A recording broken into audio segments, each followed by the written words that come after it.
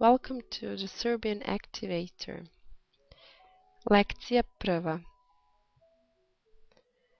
Poslušajte audio, listen to the audio i popunite prazna mesta.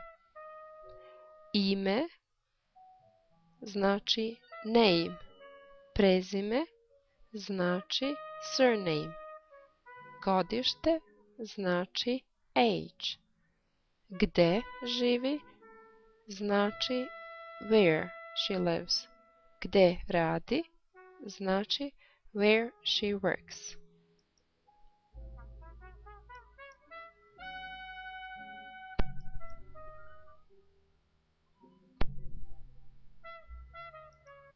Ćao, zovem se Tanja, prezivam se Simić, imam 18 godina, živim u Beogradu, a radim u Nišu.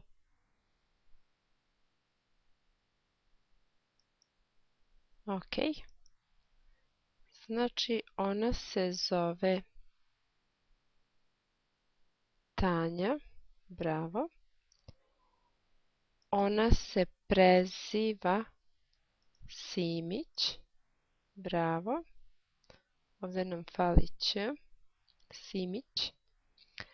Ona ima 18 godina. Ona živi u Nišu. I ona... Ne, da li živi u Nišu ili radi u Nišu? Ajde da poslušamo ponovo. Let's listen to this again. Gde živi, where she lives, i gde radi, where she works.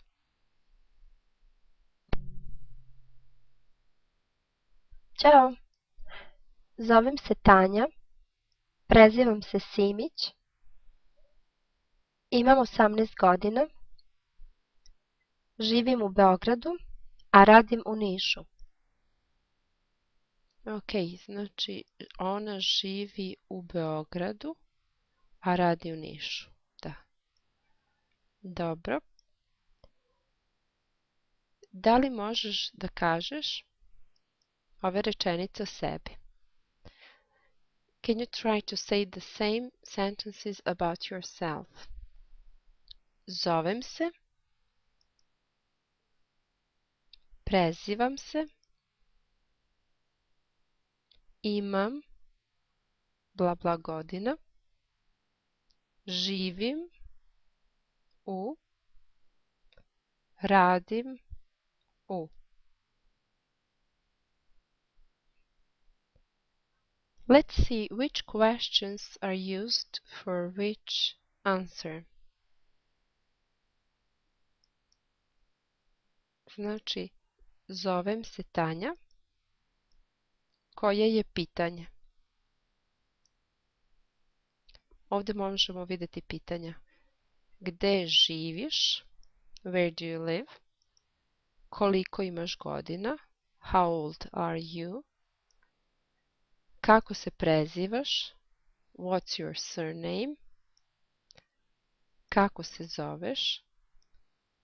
What's your first name? Gde radiš? Where do you work? So the first question.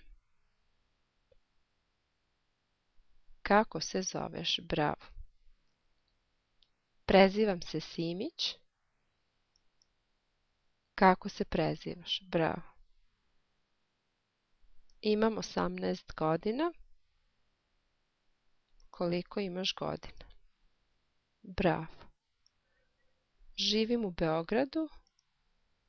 Gde živiš? Odlično. Radim u Nišu. Gde radiš? Odlično. Hvala.